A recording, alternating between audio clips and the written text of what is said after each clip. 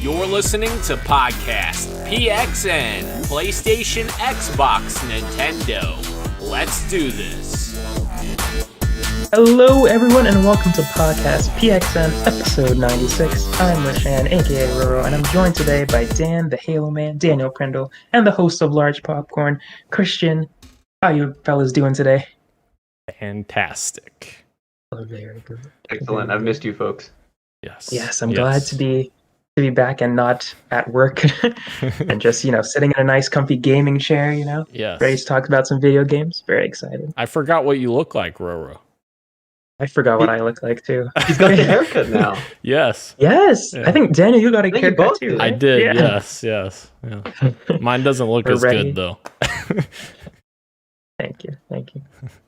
But big thank you to everyone listening and watching live. We record every Wednesday at 8 p.m. Eastern on YouTube and on Twitch. Just search up Podcast PXN and you shall find us. The topic of the show today is the Steam Deck and all of our thoughts about it, the little tidbits that came out about it as well. Very excited to talk about that. But before we get there, we always start off with the PXN news of the week.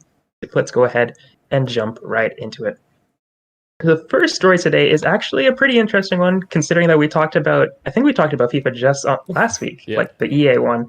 And now Pez is out here showing us exactly what Sean keeps telling us, that Pez is the superior football game, and it seems to be true. Pez has been renamed eFootball, but that's not the amazing part. It's actually going fully free to play and doing sort of a battle pass season format for the game.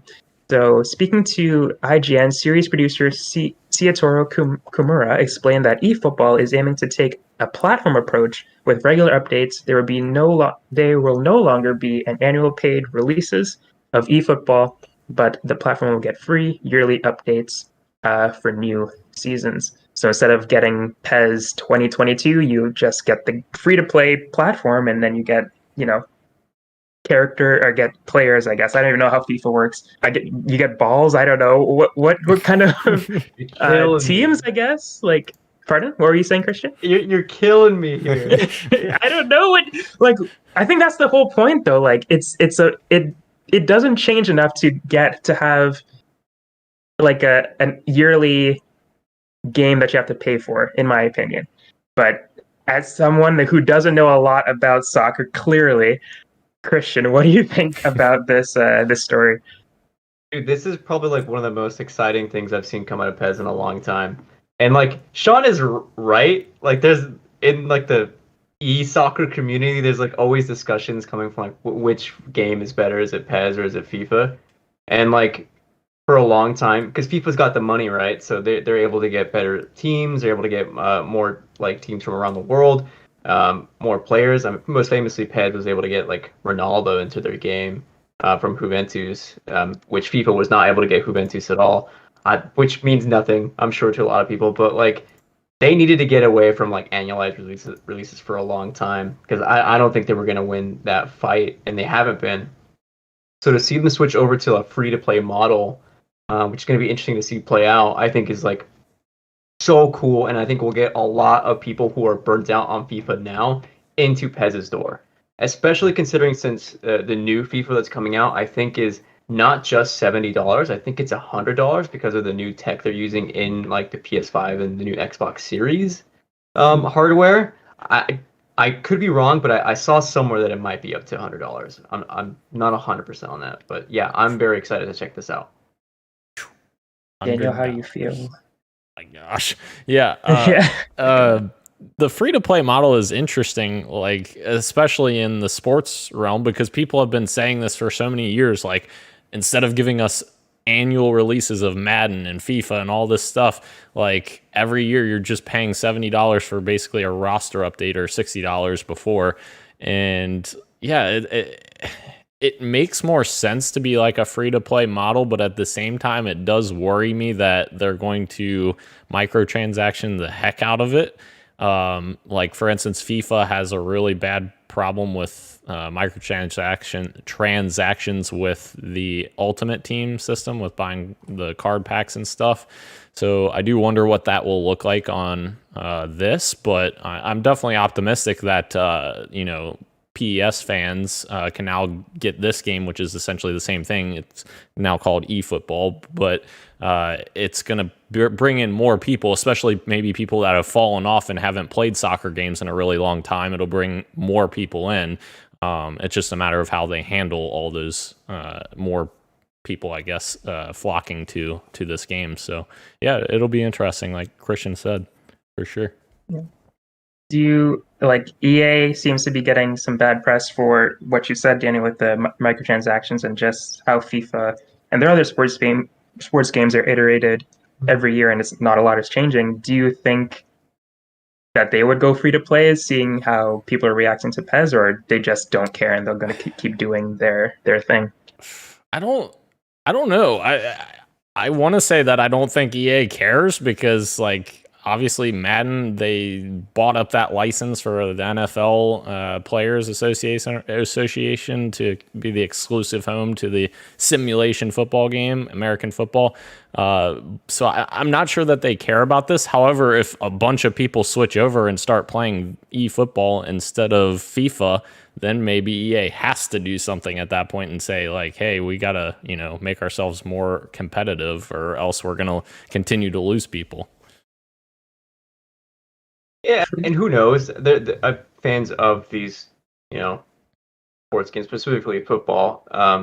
Like, there's a debate whether, like, it's mostly like ball physics and the way players interact with that ball. That's like the heart of contention between these two games. I think for the most part, people seem to enjoy FIFA's like movement mechanics a bit more than PES's. But they're of course the diehard fans. So if they, I don't know, we'll see. Free motion from the new FIFA looks really cool. So, but I wanted to ask if you guys would be interested in trying out eFootball whenever that comes out. Is that enough to get you guys like maybe through the door? Yeah, I'll check it out. Being free to play, I'll definitely download it. Although I say that and I literally keep telling myself I'm going to go check out the newest FIFA that's in EA Play right now because it's free with Game Pass, and I'm like, I just never end up doing it, so I don't know. Very true. Yeah, it being free to play definitely interests me. I didn't really do a very good job, like, showing off my soccer knowledge just now, but I did play a lot of like FIFA games when I was younger, so I just never really played them as I got older. But it being free to play, definitely would be interested to give it a shot for sure. But moving into our next story, Ubisoft unveils a free-to-play game called Tom Clancy's X-Defiant. So on July 19th, Ubisoft has unveiled their next entry in the Tom Clancy universe, X-Defiant, a free-to-play 6v6 shooter featuring groups from across the Tom Clancy universe. It's being developed by Ubisoft San Francisco, led by Mark Rubin, an executive producer, and Jason Schroeder as a creative director. Yeah, and you guys correct me if I'm wrong. I'm not a huge the name Tom Clancy I know, but I haven't read a lot of his books. I played a couple of his games, but you guys can correct me if I'm wrong. This doesn't look very Tom Clancy to me, and maybe it is Tom Clancy, but from what I've seen in the past, this doesn't seem very Tom Clancy to me. And I feel like they're just putting his name on everything now. Yeah. But yeah, what do you? Yeah, go ahead. Sorry. Have the Tom Clancy's games felt like Tom Clancy games in a while now? Maybe you know what I mean? Not, yeah. Yeah, I guess this is just more out there than I had noticed before.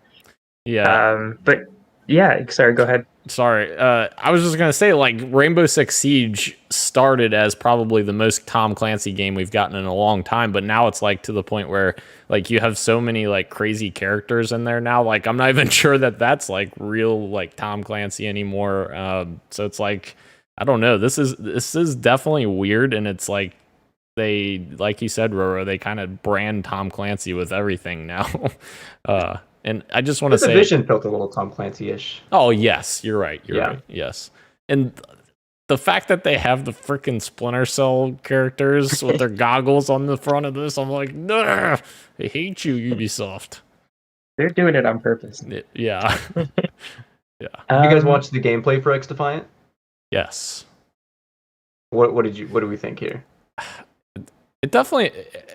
It looks very like Call of Duty-esque with powers is the way I looked at it. I don't know. What did you think, Christian? I think a great way to put it, which I've seen everyone on Twitter kind of discussing this, the word is uninspired. Like it seemed like too much of a ripoff for me to like be invested in it. Yeah. We'll see how it plays though. I'm not sure. I don't like the name either, X Defiant. But yeah, I don't know. I don't know what to think right now. There's just so many games, like you said, uninspired. There's just so many games that for me will fill this void that it's trying to fill. Yeah. There's just so many games that I'm fine with just sticking with. I don't feel like I need to try this game because I have games like this that I enjoy playing. I can't say more because this game isn't out yet, but I don't feel like trying this one instead of playing the games that I already am playing, you know?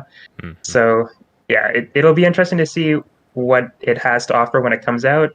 I know this is not entirely related, but it was also announced today that another free-to-play Tom Clancy game, I think it was a mobile title though, is ending soon, and that's another free-to-play venture from Ubisoft. And it's like, you guys are keep doing this free-to-play thing. Hopefully, it works for one of them, but Hyperscape it didn't work. This other Tom Clancy mobile game didn't work. It just came out a year ago, I think, and now we have this X Defiant game that doesn't seem very, to be sparking any shooting off any fireworks for anybody. And isn't there that the Division Heartland or whatever that they announced? Yeah. Like like there's so many things they're announcing that are Tom Clancy like weird spin-off things, and it's like, what the heck's going on, Ubisoft? I think they're just trying to find something and hope it sticks. Yeah. Which is I'm not sure is what people want. Yeah. Right. I think everyone is like feeding for like a new like Splinter Cell game. Yes. But why don't they just do that? I don't know. Oh my goodness. Yves Guillemot, you must listen to this podcast. We won Splinter Cell. Oh my gosh, maybe they are. Before we move on, I think Ubisoft can learn a thing or two from EA, and which is saying a lot because I know EA makes a lot of mistakes, but they do have their single player teams, right? And I can point to Respawn that they were able to focus on a single player Star Wars experience, and like Ubisoft can have this space where they're making their multiplayer experiences and have some single player experiences at the same time. Why not have both? Give us a single player game. Yes, please. But moving on to another Ubisoft story, a quick little update. Ubisoft Rainbow Six Extraction has been delayed to next year, January 2022, and Riders Republic has been delayed from September 2nd to October 28th. That one I'm a little bit bummed out about. Even though we're talking about wanting a single player game from them, Riders Republic is definitely something that I'm excited to see because, unlike X Defiant, it seems something that is inspired, different, something that we haven't really seen in the video game space often. So I'm excited for that. But yeah, we're always bummed that there's a delay, but we always say better to be delayed than pushed out. I was bummed out at the Rainbow Six Extraction, but if anything, finish polishing up that game, and I'm sure it'll be a quality experience. And it kind of gets it out of the way of like the bloat, which seems like it might be towards the end of the year, starting in October through December. So yeah, and we're kind of already getting a bunch of other games, I believe this fall, that are kind of similar to Rainbow Six Extraction anyways. So, I think Left 4 Dead, Back 4 Blood will fill that gap a little bit, as well as even that Aliens game, Fireteam something or another. I forgot the name of it, but even that will probably fill a little bit of a little hole that Rainbow Six Extraction is leaving. Fireteam Elite? Yes. Okay.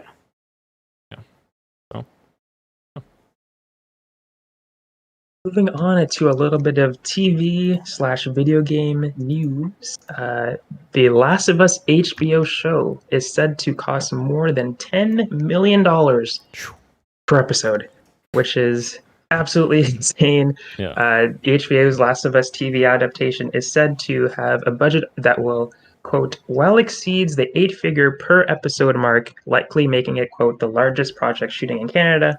They also say, sorry, who is speaking? Danny Petty, president of IATSE 212 Artists Union. I'm not sure what that has to do with the show, but he's part of the union. But he has something to say. I cannot confirm the official budget numbers, but we'll say it is likely the largest project shooting in Canada. He told us the project will exceed the 8-figure per episode. So there is a multiplier effect on our economy in terms of impact. There are hundreds of related businesses benefiting from the plethora of work. So that's great. We're going into the economy and stuff like that. But I just thought it being over $10 million is insane, and it kind of excites me for the quality of what the show will be. Right. Another little tidbit as well is that the voice actor for Tommy, who is being included in the show as well, he's not Tommy because that character has already been cast, but he's going to be like a quarantine zone rebel, which I thought it was cool that you're including those actors as well. Even though he's not playing Tommy, which I probably would have liked more, but I think it's really cool that there's like a sort of like an Easter egg that he's he's part of the game. He's also in the show. That's pretty cool too. But how excited are you guys for this HBO Last of Us show? And did that 10 million figure get you excited for it anymore? I can start. Yeah. So the money in particular, like, doesn't really mean anything to me, just because I knew it was already going to be a big project. Everything that came before this was already pointing to that. Especially since it was an HBO show and like they want a high quality product. I knew it was going to cost a lot of money. It's no surprise. I get Craig Mazin, who did Chernobyl, is like one of my favorite things HBO has ever done. Yes. So like I know I'm getting a quality product with The Last of Us show. Something that kind of blew my mind was in that same article, which you don't see happen very often, is that they're shooting for 12 months, which is like kind of mind blowing. Usually shoots for like movies don't even go on that long. You know, you'll do a few weeks, maybe 3 months, but I mean, yeah, it's 10 episodes, but whole year of shooting is kind of insane. So yeah. I will bet that when it's all said and done, it's way more than 10 million per episode.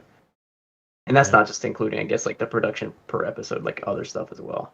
I can't wait for it. Yeah, that's an insane number, and like, if that includes like post production and everything, like that must mean, in my head, like I don't picture there being much CGI in this. Maybe I'm crazy and they will have more than I'm thinking, but I'm thinking there will be a lot of practical effects, I would think, for the clickers and stuff like that. But that just means like how crazy this is going to be with $10 million essentially all in on, you know, the scenery of the movie, you know, stage and scenes and all of that, and you don't really have a lot of that money going to CGI and that kind of stuff. So yeah, that sounds very insane, and I can't wait till we find out how much Halo TV series costs, because I want something like this level, like a big commitment. And like you said, Christian, it's crazy that this is happening over like 12 months. That's absolutely insane to film that long of time. And that was similar to the Halo TV series as well. The director actually doesn't want to do any more seasons after the first season because he was away from his family filming in overseas. I can't remember the country off the top of my head now, but he was filming overseas for like 12 months, like you said, for that series. So yeah, it is crazy. Hopefully it's gonna be good. But yeah, you in 2023. I'm sure. Yeah. So excited for that show. But moving on to our next story, Nintendo says not to expect a Switch Pro. So they were on Twitter, the official Nintendo Japanese account, Nintendo Co. Limited, on Twitter was doing a little bit of confirmation to a Bloomberg story in terms of the Switch OLED having a higher profit margin. But they also went on to clarify that we just announced that the Nintendo Switch OLED model will launch in October 2021 and have no plans to launch any other model this time. So I kind of just wanted this to be kind of a conversation between us, and if we think that they say not at this time, but do you guys think that we will ever get a Switch Pro? Because to me, after all the rumors that came out and it them talking about the Switch Pro, those rumors were actually just the OLED model, and I don't know where they got the 4K and all that kind of stuff. But what they were reporting on was what got announced, and that there really is no Switch Pro in the works. But I want to know what you guys think, if we'll ever get a Switch Pro, or are we just going to get an OLED model and maybe something else down the line, another kind of in between the Switch and the Switch Lite. But do you think that there's a Switch Pro in our future before we get whatever is next from Nintendo? Daniel, what do you think? I don't think we will, because at this point in the generation, like, the Switch came out in 2017, we're now in 2021, they're releasing this OLED model as like a refresh or whatever. Like, how many more years of the Switch are we going to have? Maybe 3 years, maybe 4 at most.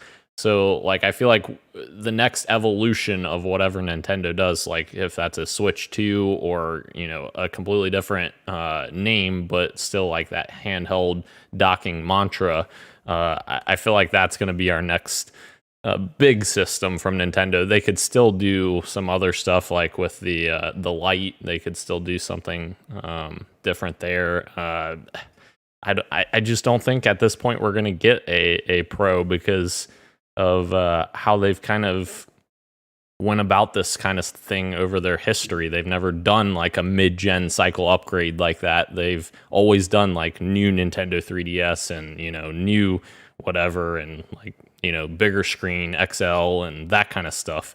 They've never really improved the internal components. So yeah, I think it's just going to be whatever their next console ends up being will be the next, you know, Switch Pro, whatever you want to call it. That was something that I had thought about when the news broke about the OLED models, and people were disappointed that we didn't get the Pro. Was that there were people in the industry like pointing out that, yeah, this isn't really a thing Nintendo has a history of doing, right? And so they, you know, showed the evidence of like Game Boy Advances, the DSs, etc. And it got me thinking, like, yeah, they're right. Like, this wasn't something I should have been expecting at all. And honestly, I don't know what to expect from Nintendo. Like, the Switch so far is like super successful. I think even the OLED model, even though people were disappointed, they're still buying them, right? Yeah. So I don't know what's next. I wouldn't be surprised if there is like some kind of, yeah, Dan's right, like some kind of Switch 2, or even just like smaller iterative thing that isn't quite the Pro but is still very much the Switch. Maybe better Joy-Cons. I don't know. But that just doesn't feel like Nintendo thing. Yeah. Yeah. As much as the only thing that I would want from a Switch is like something that makes games load faster and performance and all that kind of stuff. And I agree with both of you that I don't think that's something that they have a history of doing, and that's something that they need to do, because as Christian just said, we're still buying the OLED model despite us being like, what the heck is this, Nintendo? We're still going to buy it because it is better than what we already have. Yeah. So people are still going to go out and buy that. But yeah, I don't think there's a Switch Pro in our future either. So I agree with the both of you as well. And that's like an important thing as well, Roro. You just said that about like loading faster and stuff like that. Like, they can't even, in their current form, there's no way for them to even do that because they support micro SD cards, which there's only a certain, you know, you can only have so fast of a micro SD card. It's not as fast as like an SSD, you know, that the new Xbox Series X and PS5 have. So like, they are kind of bottlenecked there with, I feel like, the Switch hardware, because I mean, they still have to support that, I guess. So I don't know.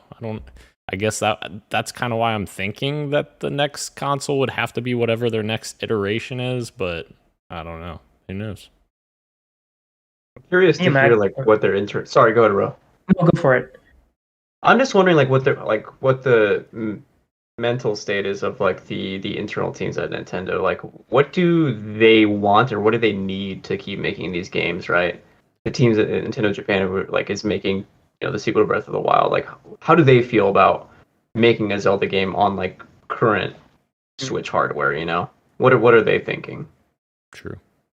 That's interesting, and I don't know why I think like that for like a lot of other teams, but for Nintendo, I feel like I just don't think of like there's Nintendo teams working over there. They must be feeling really, I don't know. I just think so much differently with Nintendo side of things. But yeah, that's a great point to think like, how are they feeling with like the Pokemon Arceus game? Like that wasn't running super great when we first saw it. Brilliant Diamond and Shining Pearl looked better the second time we saw it on the OLED screen than when we first saw it. So maybe they are, doing just fine. But yeah, I'm sure they're excited to get hands on something better to, make better games for us as well. I was going to say, yeah, I was just going to say, can you imagine us getting to the next Nintendo console and Metroid Prime still hasn't come out yet, or Bayonetta 3 still hasn't come out yet? And it's one of those Breath of the Wild releases where it comes out on the Switch and it also comes out on the new console. I was thinking about that just as a weird thing that might happen. Just like Twilight Princess, like how it was released on, Yeah.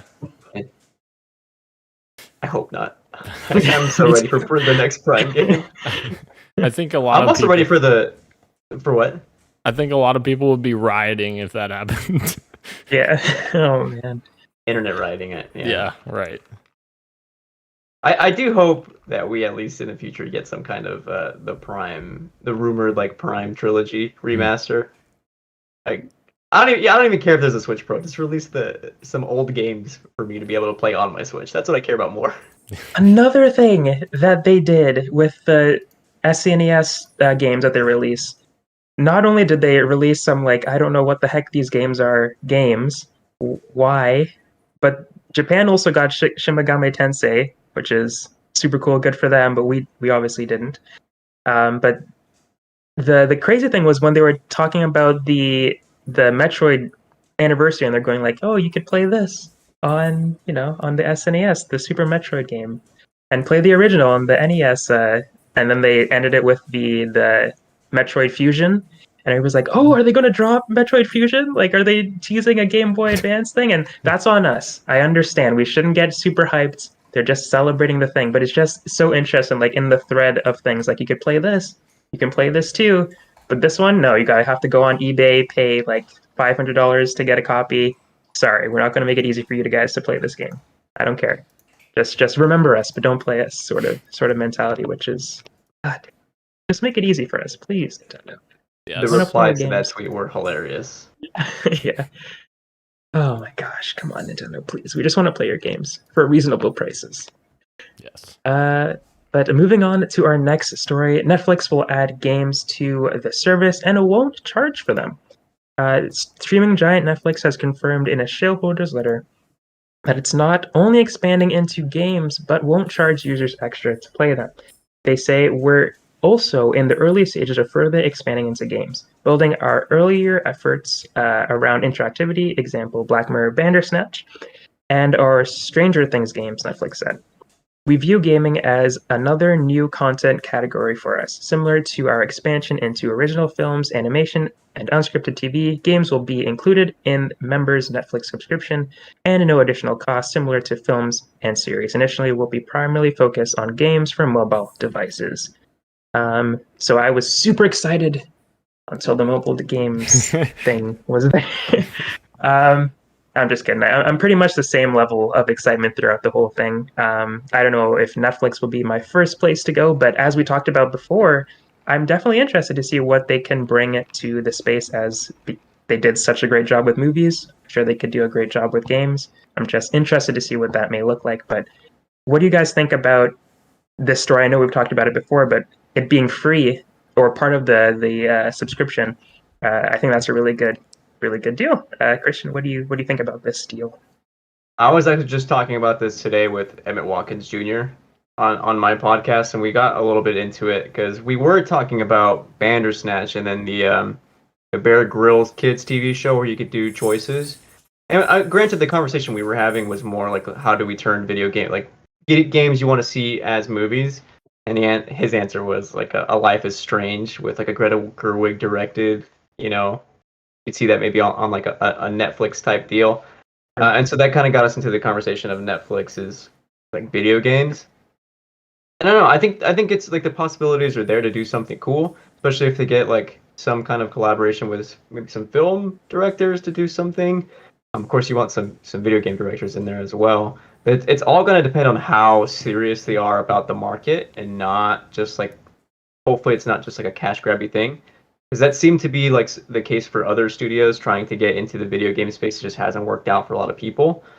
Netflix does have the money to try and do something cool, and I really hope it pays out for them. Even if it is on some kind of mobile device, like I'm happy to give them a try if they are serious about it. Yeah, I agree. Like you initially said this, Roro, and you backtracked a little bit, but I was very much this way where I was like, all right, this sounds interesting until the mobile games, and I was like, all right, well, I don't really care. I literally could care less about mobile games. But it is an interesting, at least, start for them into game streaming, and it'll be interesting to see how they progress that moving forward. And I think you had another article below this, Roro, that I'm sure we'll dive into next year. But I think the more exciting thing is like what this can evolve into and like expand to, because like, does this mean we could get, services on Netflix, or do developers have to make specifically for Netflix game streaming? So like, could xCloud go to Netflix? Could we get Stadia on Netflix? Probably not, but it's just something I'm kind of thinking of out loud. But it does open the door for other people, like maybe PlayStation. Yes. Speaking of PlayStation, a data miner found some interesting pictures and files hinting that PlayStation may be partnering with Netflix to bring their games to the platform in some shape or form. It suggests that there is a gaming section on Netflix that will be currently under the codename Shark, and the placement of the PlayStation IP will be. There's going to be PlayStation games in this section. Like, there was a Ghost of Tsushima image found, some DualSense controllers also found in this data mine. I think that'll be very interesting. Could be the answer to like PlayStation's answer to Game Pass is just like get the Netflix subscription, you get Ghost of Tsushima or whatever else they decide to put on there. But it's just hard for me to believe that Sony would do this. But at the same time, this is definitely an interesting find. Daniel, what did you think about this partnership, and do you think it is, or it could happen? I definitely think it could happen, and it seems like it would make sense because obviously Sony's still trying to get people interested in their cloud service. Obviously, PlayStation Now is kind of a half step to that. They haven't really evolved it to where PlayStation Now is available at all these places and have all these games included. But I do think that this will allow PlayStation to expand who is getting their games, and that's a good thing for PlayStation because then maybe it'll bring in new fans to come buy their PlayStation 5 console if they want to, get more invested in it, or just pay the subscription to play these games. And I think so. The Netflix announcement that the price will not change with these mobile game editions, I don't think that's going to be the case if this PlayStation thing comes true. I think in my eyes, I think they're going to do something like an add-on for gaming specifically that is going to say, hey, do you want to play PlayStation games add-on for this much, a month to your Netflix subscription? Because otherwise it doesn't really make sense for Sony to bring this to them for no extra charge, essentially. As you're talking, I'm still having such a hard time getting my mind around this idea. I'm not sure how much the average Netflix user is interested in playing PlayStation games. Like, I want to see what that Venn diagram actually looks like. But I'm even more curious as to see, like, how would you play these games? Because if it is like on bundled in with like Netflix, I don't know how you would have access to them. How would you pair a controller? What kind of controller do they want? Does PlayStation want their DualSense ecosystem on the TV? Like, how is that going to work? I have so many questions that I need answers to, like, immediately, that I won't get. But and that's a fair question because not every device that someone watches Netflix on has Bluetooth that the DualShock uses or DualSense uses. So yeah, it's a great point. Like, what are you going to do if someone's using their TV and it doesn't have that connectivity there? Yeah, a lot of questions need to be answered, and I'm sure they're not answered because it was a data mine. So we'll find out in the future if this is true at all. But Yes. yeah, I'm definitely interested to see more. I think I'm a bit more on the Christian side of things, where it's hard for me to imagine it right now. But I would love to see something like this kind of collaboration as well. It's cool to see But them trying something though, at least. yes, definitely. Yeah. And I said I'm not super excited about the mobile things, but I have a Netflix subscription, so when this comes, definitely going to see what's there to try out for sure. But moving on to the next story, EA Play Live is tomorrow, and we are going to, well, I'm sure respectively we're going to watch it or catch up on it after whenever. But they're going to be showing off Battlefield 2042, Apex Legends, Lost in Random, and there's a potential that there may be a Dead Space. They'll show it off there. Who knows? But what won't be there for sure is Mass Effect and Dragon Age. You guys, are you excited for the EA Play tomorrow at 1 p.m. Eastern Time? And what are you excited for the most? And is there something that, something that's not on this list that I didn't mention that you think might be there, Christian? Or how are you feeling for the EA Play tomorrow? The biggest thing I was excited for was the potential to see some kind of Skate 4 update, which we did get on Twitter. It wasn't as much as I would hope it would be. So I'm very sad to see that it's not going to be there. And it's fine. Like, let that team just work, and when it's ready to go, release it. I'm not complaining about that. But that did kind of kill my excitement levels for EA Play just a little bit. I'm still excited to see Battlefield 2042, of course. But we all, I think, all knew that was going to be at the next EA Play Live. I think we're all expecting that. So the other thing I'm really hoping to see, what you mentioned, was the almost a Death Stranding. I got Death Stranding on my mind. Dead Space. The rumored remake, or I guess announced. I don't remember at this point anymore if it was rumored or announced, or to what extent it was going to be a remake. I think it was a ground up remake. Yes. I really hope that's there. That would be a huge win for EA Play, for EA in general. I want to see that happen. So here's hoping. Yeah, I'm completely on board with you, Christian. I want to see more Battlefield. I want to see whatever that new mode they've been teasing, which obviously has been rumored to be the old Battlefield maps into the Battlefield 2042 engine, which is exciting. And yes, Dead Space remake that has been heavily rumored, and oh my goodness, I want to see it. I hope it's like in engine, like. Goodness, I just want to see it. I want to see it. I want to play it. Obviously, Roro knows how excited I was when they showed off the Callisto Protocol at Game Awards. And so, yes, Dead Space, please. I'm just excited for more Battlefield 2042. And the Lost in Random is definitely... I'm definitely interested in that, to see more...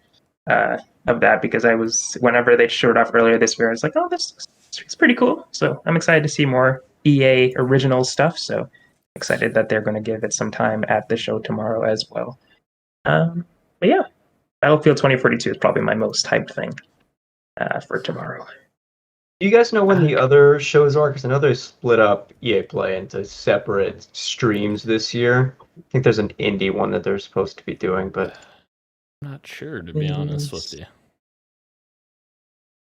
remember they announced it just a week or so ago, but I can't remember.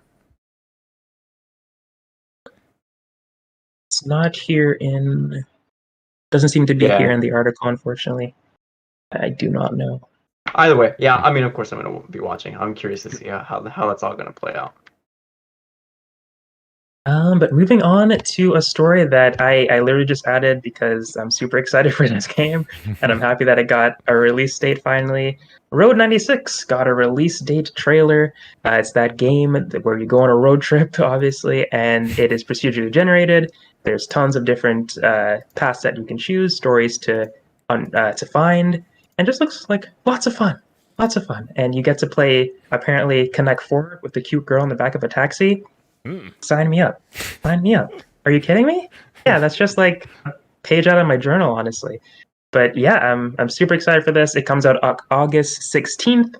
And I don't know if you guys got a chance to look at the trailer, but I wasn't expecting it to come out like next month. I was expecting this to be one of those games that gets delayed and delayed and delayed, but I'm very excited that it's next month. So Yeah. Dude, yeah, that's pretty much all I wanted to say about it. Put it on other people's radars if they're excited. But Christian, yeah. I was so happy you included this because I had no idea when this game was. I knew it was 2021. I didn't know when. Like I wouldn't be surprised if it was going to be like a late like November game.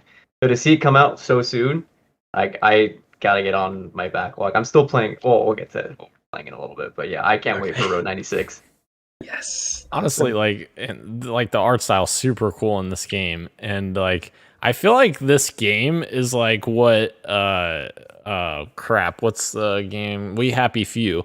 This is what We Happy Few should have been like, and they kind of teased it as being initially being more of like it was a procedural game, but it was more open world, like just procedurally generated like world where it was just very dull and boring. There wasn't really a very big narrative, push to it, as the original teasers kind of hinted at. And this game looks like more of a, procedural game that has a very deep narrative run through it, which is, it looks really good. And I'm definitely very excited for this. And I don't know how I'm going to play it, because I don't ever turn on my Switch, but maybe it's on PC too. Yeah, maybe on PC. So yeah, it looks super cool though.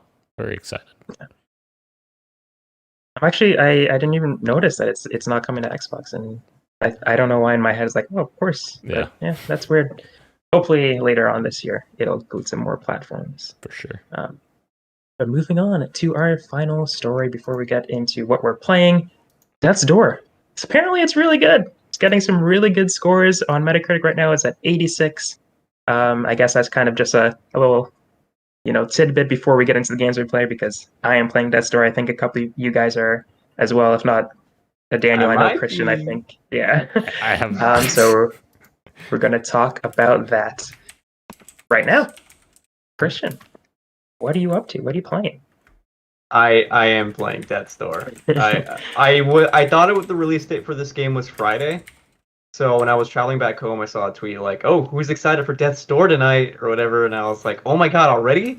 So as soon as I got home, I turned on the PC and started downloading the game, and I played for about 2 hours last night. Nice. And then you're enjoying it clearly? Yeah, I'm really liking it. I'm not as in love with it as other people are so far. Like, I'm not at the point where I'm like, I can see how this is Game of the Year material yet. I think 86 feels right where I'm feeling about this game so far. But that said, like, I went to bed last night and I woke up wanting to play more. So, like, the game is really good. And it's incredible that 2 people made this game. I don't know how they did that. Insane. I also want to give a quick shout out to Last Stop, which is another Annapurna game, which apparently came out today. I thought it was later this week. Oh. It's on Game Pass. I added it to my Game Pass library, and then it disappeared, and now it's not on my Microsoft Store at all. So I don't know what happened, but whenever I figure that out, I will be playing Last Stop. I can't wait for it. Huh. That's one that I was excited for too, and I've seen mixed reviews for it. Like some people are like, this is really good, and some people are like, it's okay, but I'm gonna play it regardless. It looks something that would be up my alley for sure. I didn't know it was on Game Pass though. That's cool. Is it only Xbox Game Pass or is it on PC as well? I have to find that out. It said Xbox Game Pass, but you're right. I don't know if it clarified or not. So we'll do some research. Yes. Okay, cloud, console, and PC. Perfect. Okay. Well, I will be check that out as well. I'm just going to bounce off of Christian because I'm also playing Death's Door as well. So I'm just going to give my quick thoughts about it as well.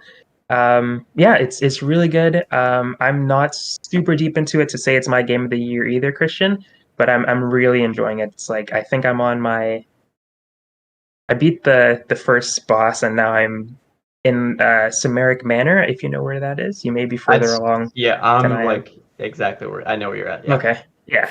So I'm being followed around by a big granny lady who I think I'm going to fight eventually. So that's exciting. But the world is really, really well done. I love the combat. I'm feeling a little bit slow, but I'm hearing that you can like upgrade your character to be a bit faster. But I'm really enjoying the combat a lot. The dialogue's really cool. The story, everything about it, I'm enjoying a lot. Very Legend of Zelda dungeon. Like if the Legend of Zelda was just dungeons, this is what it would be pretty much. But yeah, I'm having a good time with that. Pokemon Unite came out today, actually, and I have only played the tutorial, but I'm going to jump into my first match after the game. But I think it's something that I would actually be very much into. I played one game of League of Legends, but this seems like something that I would actually play more of. Um, just like how Pokemon is a lot of people's first RPG or baby's first RPG, I feel like this is a good stepping stone for anybody who's been interested in MOBAs but feels like they're kind of very daunting, like myself. I feel like this might be a very good entry point for those who are interested in the genre but are like, everybody in League kind of scares me, so I don't want to try it. But yeah, that's what I've been playing, Death's and Pokemon Unite. Daniel, Nice. What are you playing? Yes. So before I talk about what I'm playing, I did watch about 30 minutes or so earlier today before I started getting things ready for the show that I messed up before the show anyways. But yeah, I was watching somebody play on Twitch and it looks very interesting. I really like the art style and the gameplay looks super cool. I think the thing that I'm going to be frustrated with this game, there's no map in it, which I don't know. Wait, I get talking about Death's Door? Yeah, is there a map? Okay, sorry. Yeah. I haven't seen one. No, I don't think there is. Oh, Yeah. okay. That was one of the things Yeah, I wish you're I right. had too, was like some kind of map system. Yes, Yeah. because like I just get really frustrated easily, and like I feel like I'm gonna get lost, and like I'm gonna just be like, oh, F this, I don't want to play anymore because I'm lost 3 times over. But that might be just a dumb criticism. And I mean, the combat looks interesting, the world looks interesting. It's just, I'm not a big puzzler either, so this game looks like it has quite a few puzzles in it as well from the little bit I saw. So I might get frustrated with that. All right, this is going to sound dumb. I like puzzles if they're like super dumbed down for me. And I know that sounds so stupid and like pointless. Yeah, but I like easy, like dumbed down puzzles. But I can attest to that since I'm, I think, a bit further. I'm the most furthest in, I guess, of us three. Yeah. Like, so far, the puzzles are like environmental puzzles that are super simple. Okay. It's just like shoot an arrow that to get it on fire and like point it towards a place that needs fire. Okay. Or, loop around and hit this switch. And it seemed to be things just like that from what I've played so far. Okay. So maybe that's in your realm of puzzles that you can handle or yeah. Yeah. That actually makes me feel better about it, Christian. Yeah. So yeah, I might have to dive in then. But I have also been playing more Ratchet and Clank, and I got a substantial way through it now.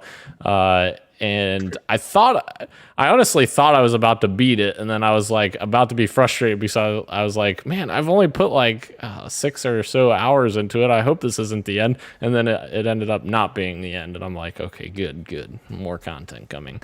I don't want to spoil where I'm at, but I'm sure you guys have an idea by me saying that, like where I thought it was the end, but it really wasn't the end. Ro, you haven't played Ratchet, is that correct? Have not. That's right. Okay. Duh, I forgot. You don't have a PS5. Sorry, bro. Yeah, it's okay. Yeah, but Someday. I still really love the mechanics of that game, and as the game goes on, it gets better too. The when you upgrade your weapons and you get all these upgrades to like make your weapons so much more powerful, it makes it so much more exciting because while it does get daunting sometimes because there's like literally 30 weapons or something like that. It is really fun to kind of switch between the weapons and get all of them leveled up so that you can get all the upgrades for them and kind of feel like a badass when you're killing everything. So yeah. Very cool. All right, moving in to the topic of the show, the Steam Deck, which was announced on July 6th. Oh, July 15th. Wait, sorry. it's the Switch Pro, Yeah. right, Roro? Yes, the Switch Pro by Valve. Yeah. Pretty much. I'm going to actually read an excerpt here from the IGN article, if I could find where I just was. Oh God, I lost it. Okay, there we go. The Steam Deck will draw immediate comparisons to the Nintendo Switch, but while it may look like a handheld console, Valve's device really does have more in common with a desktop gaming PC when it comes to its capabilities. The Steam Deck runs a custom version of Steam OS that gives you a console-like experience on the surface without having to worry about things like drivers or setup, but under the hood is a full-blown PC. If you want to connect a mouse, you can do it. If you want to alt tab out of your games to go to a browser or a video, you could do that too. A load third-party programs or even other game stores like Origin, Uplay, or Epic Game Store, no problem. So I thought that was really cool that it's pretty much a mini PC. You're not kind of bound to like the Steam OS, even though that would have been fine with me. And it's cool that they went the extra mile to make it a mini PC. But from the initial announcements, what do you guys think about the Steam Deck when you first saw it? What were your initial thoughts, Daniel? I'll start with you. Yeah, initially I was very interested in what they're doing. I don't know that I'll specifically want to get it myself, but maybe. It depends. Right now I put a deposit down on one, but that's only because you only had to put $5 down. And I'm like, all right, we'll see if I want to get this. But it's definitely very interesting because obviously with the screen's only 720p, so it's the same as the Switch resolution. And so with that being said, it makes it a lot easier for the device to run modern games. So like that's why you're able to play like all these modern games, because you're only running them at 720p. And even this device has like a really good SSD in it.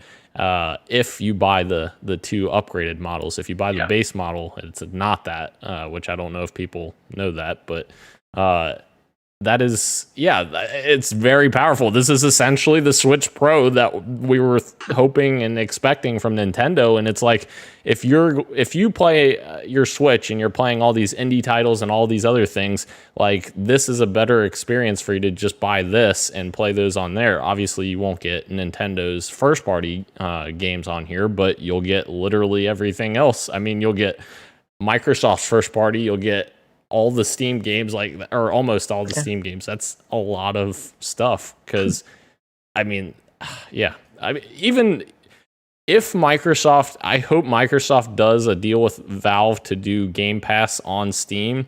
Because if they did that, that would be even better. Because right now you have to have Windows Store, and for you to do that on this device, people are saying you'll have to essentially uninstall Steam OS from this device and install Windows instead, which you can do, but it's probably not the optimal way to use the device because it's not. I feel like that would void the warranty. Right. Yeah, it probably does somewhere. So yeah, I think that kind of stuff is exciting, and yeah. Christian, how do you feel about the Steam Deck? Yeah, for the most part, I think everything about this sounds really cool, even though it's not for me. The only exception is like the placement of the sticks and the buttons is kind of weird, but even then, from what I've heard people who have gotten their hands on, it's like not that big a deal once you get adjusted. I think this thing is really cool in terms of quote unquote accessibility for mimicking mouse movements. They've got those mini trackpads. I mean, they've got a lot of stuff you can remap buttons for any game that you need, which I think is really cool. It's gonna be weird to see how long this battery life is, because I've read 2 to 8 hours, which is like a very wide gap for some of these games. That said, having your Steam library on the go, and not just Steam games, but other I know Xbox games might be on Steam, but PlayStation is gonna journey into more PC games soon. So yeah, I was just visiting my parents, and I found myself wishing man, I wish I kind of had a Steam Deck right now. Yeah. So even though Death dude, Stranding on the go. no, that thing needs to be a PS5 machine only for me. But I don't know, like it's cool, and I'm very happy for the people that are going to be able to play these games on the go. If I was someone who was doing a lot of traveling, particularly in the games industry as well, I would probably need one of these for sure. Yeah. That is crazy. I didn't hear that. 2 to 8 hours. That's very different. Me neither. 2 hours to 8 hours. That's very like, because if you get 2 hours of battery life, that's not even, that's almost verging on not even being a mobile device at that point, because you're going to be tethered to power a lot of the time. I don't know. Right, but like I can see it being like a thing you use to commute to and from work, and that would suffice for games like maybe like Doom or Control. I'm not sure. True. Yeah. So there are different models of the Steam Deck as well. The 64 gigabyte SSD is $399. The 256 gigabyte NVMe SSD, I don't know if I'm saying these terminologies right. I hope I am. Yep. Is $529. And the final one, 512 gigabyte NVMe SSD, is $649. So obviously that's the best out of the best at $649. What do you guys think about these prices? Appropriate Gabe Newell says the Steam Deck's price point was painful but critical to its success. And I would tend to agree that I think these prices are appropriate and at a level that I would be comfortable purchasing this for what it is. I think it's $399 is great as an entry point, I think. It's a portable PC, Yeah, like that's kind of crazy. Yeah. I think the biggest problem with the $399 one is like there's a lot of modern games now that are bigger than 64 gigs. Like, what are you gonna do at that point? And yes, you can have micro SD expanded storage, but like you're not gonna get the benefit of SSD, which the $399 one is not an NVMe SSD, which those traditional SSDs are usually slower speeds. I don't think they revealed any speed comparisons or anything, but I would suspect that $399 SSD is significantly slower than the 529 and 649 SSD units, but they didn't reveal any of that info yet. But yeah, I think if someone wanted to use this machine, like the Steam Deck, as like an indie machine on the go for someone who's particularly playing smaller indie titles, I think it's kind of cool to have that option at least available to them. They're not going to be playing games that are super taxing or that need a lot of storage space. So that's cool that there's at least some kind of lower tier option. You know what, Christian? I'm going to be playing Halo Infinite on this thing. Which, you technically need 4K, don't you? Yeah, you're right. Moving on to a list of games you can't play. The Steam Deck says you can get your entire Steam library on the go, except for a couple. There's a couple of games you will not be able to play on the go on the Steam Deck, and the list is as follows: Apex, Black Desert Online, DayZ, Dead by Daylight, Destiny 2, Fall Guys, Hunt Showdown, Paladins, PlayerUnknown's Battleground, Rainbow Six Siege, and Smite. And as soon as the Steam Deck came out, the first thing that I said when I retweeted it is like, yes, I can play Destiny 2 in bed now. And then this comes out and I can't. So that was a bummer. But I mean, I'll still be able to play Destiny 2 on my PC, but it sucks that I won't be able to play it on the go. According to ProtoNB via PC Gamer, some games aren't compatible with Steam Deck because of how they are developed for consoles and how the deck is Linux-based. That's a bit of a bummer. Are any of these things games that you would have wanted to play on the Steam Deck if you picked it up? Rainbow Six, Smite, any of these things? Honestly, probably not for me. Sorry, go ahead, Christian. I was going to say the same thing. Not for me personally, but I do think that not being able to play Apex Legends mobile is kind of a hit for the Steam Deck. That game has a pretty big audience, but granted, most of those players are playing on like these tethered PCs or console anyway. So yeah. And like for me, like one of the attractive parts to this is like playing on the go, like where you may not necessarily have internet. So like most of these games are, online games. So you really wouldn't be able to play them in that scenario anyways. But yeah, like you said, Roro, you can't play Destiny 2 in your bed now. So although Very sad. you could if you uninstalled SteamOS and installed Windows on it. But that's obviously a hack job at that point if you do that. But Or I could just get like a phone, Yeah. xCloud, and I'll be fine. Yeah. But yeah. Another bit of bad news for people who have made reservations. Some of the shipping dates have been pushed to Q1 to Q3 of 2022. So a little bit later for some people may have to wait to get their hands on their reserved Steam Decks, which is obviously because of the high demand. A lot of people were reserving that thing when it was announced. So may have to wait a little bit longer if you did pre-order it. But I think yeah, go ahead. No, do you know if people who have pre-ordered have paid the full amount, or was it just these smaller deposits? it's just $5. Okay. Yep. Yeah. Oh, that's not terrible then. Okay, because I was gonna say if you spent like $700 almost on Right. online, Yeah. that won't come out for another year. That's That a little sucks. worrying, but Yep. okay. Yeah, essentially they're doing like a system where you put in your $5 and it guarantees your spot in line essentially to actually order it. So theoretically, these timelines could be moved up if so many people decide that they don't want to order it. Then obviously you'll have more consoles available. So that's why I kind of like this system that that Valve's doing, because it does kind of